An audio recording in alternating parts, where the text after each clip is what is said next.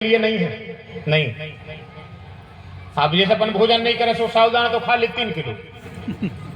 विचार करो जरा, व्रत का मतलब भोजन त्यागना नहीं है।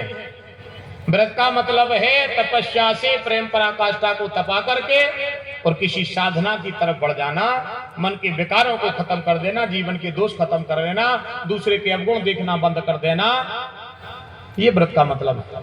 और दुनिया का कोई भी व्रत जब तक संपन्न नहीं होता है, जब तक आप उस व्रत में शास्त्र पुराण लीला कथा का जब तक चिंतन दर्शन नहीं करते हो, तब तक आपका व्रत संपन्न नहीं है। कोई भी व्रत उपास की आप वेद को उठा करके देख लो, व्रत में अंत में लिखा है व्रत करने वाला व्यक्ति अपने गृह कार्य से निवृत्त हो, स्नान आदि से निवृत्त हो, नित्य क्रिया निवृत्त हो, फिर वेदों का संगोपान अध्ययन करते हुए रात्रि जागरण करे, या जितना सत्र उसके पास समय है उतने में भगवान की लीला कथा करे या लीला कथा सुने। करने से मतलब है भगवान की कथा पढ़े, पढ़ तो नहीं बन रही, जे पे पढ़ तो बन रही उसे सुनो।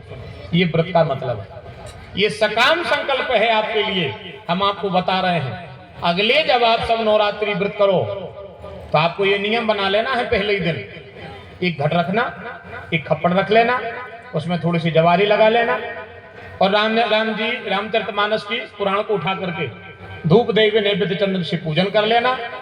और अगर पढ़ तो बनत हुई तो कोई प्राय आप तो वो समय ही नहीं रहा ऐसा कि भाई कोई रामायण ना पढ़ पाए। अब अपन ने तो अपने ऐसे सियानों को ऐसो देखो को जीवन में खुद को नाव नहीं लिख पाओ, कहूँ उनने कहूँ अपने 10 का तो नहीं कर पाए, पर अपन ने ये देखा है कि रामचरितमानस को पन्ना नहीं पलटो उनने कहूँ, और राम कथा पढ़त गए भी। जब उनने विराम करी, जब उन्हें उत्ते पन्ना पलट दे कहते तकी हो गई। ऐसे कंठक से रामचरितमानस याद थी हमारे पूर्वजों के लिए। आज हमें 2-2 4-4 चौपाई याद नहीं आ। और हमें पता है कि अपन वैष्णव हैं, हमारे सनातन धर्म के लिए रामचरित जैसे मानस महापुराण का हर दिन घर में वाचन होना बहुत जरूरी है। अगर रामचरित मानस परिवार में नित्य बांचा जा रहा है तो उनमें ऊर्जा इतनी है कि आपके जीवन के विकार खत्म हो जाएंगे, आपकी सोच बदल जाएगी, रिद्धि सिद्धि सुख समृद्धि आप सबके बीच में ठाकुर जी रखेंगे। तो अगली बार आपको ये करना है, ध्यान रखना कि हाँ हमें कोई पंडित जी कछु बता गए थे, इस बात पर आप लोग गौर करना, खासतौर पर हमारी माताएं। एक सुंदर घी का दीपक, घट में थोड़ी सी जवारे, एक तुलसी को वृक्षा, थोड़ा सा गमला लगा लीजिए, अच्छे स्वास्थ्य साथिया बना लीजिए, बढ़िया अच्छा दीपक जलाइयो, सुबह सुबह अच्छे स्नान करियो। और अगर इसका फल चौगना चाहते हो, अनंत गुना चाहते हो, तो फिर ये काम दोनों पति पत्नी करना।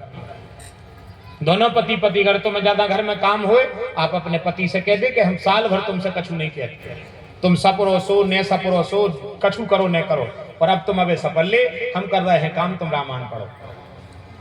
अगर वे किरदाती करने लगे तो जितना तुम पढ़ लीजिए, जितना उनको अच्छो मन हो उतना उनसे पढ़वा दीजिए।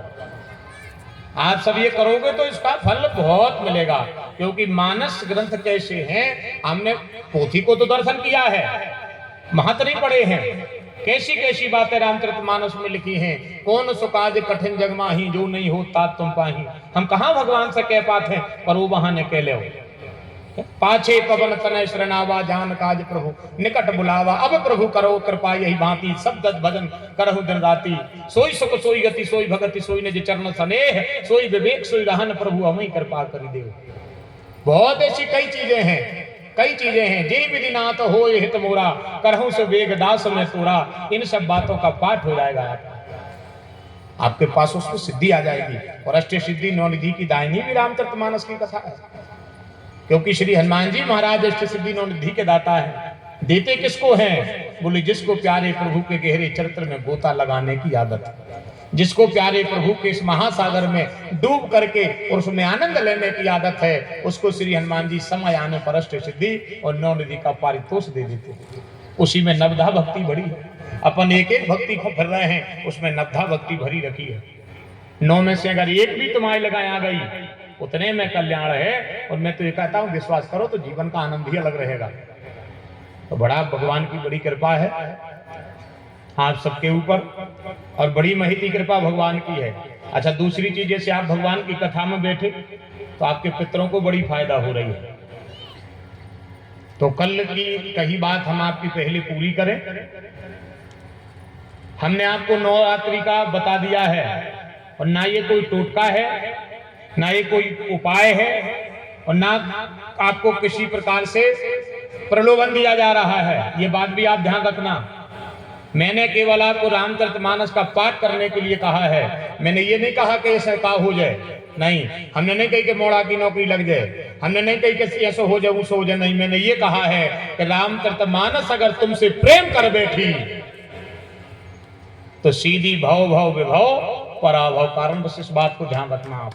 केवल उससे जो होता होगा वो तुम्हारे जीवन में रहेगा। मैं नहीं बता सकता कि क्या क्या हो सकता है, मैंने तो बहुत कुछ होते देखा है, बहुत कुछ देखा है। तो बस उसी भाव में आप उस महापर्व को मनाना। दूसरी बात, नवरात्रि से पहले अश्विनी में पितृपक्ष चालू होता है।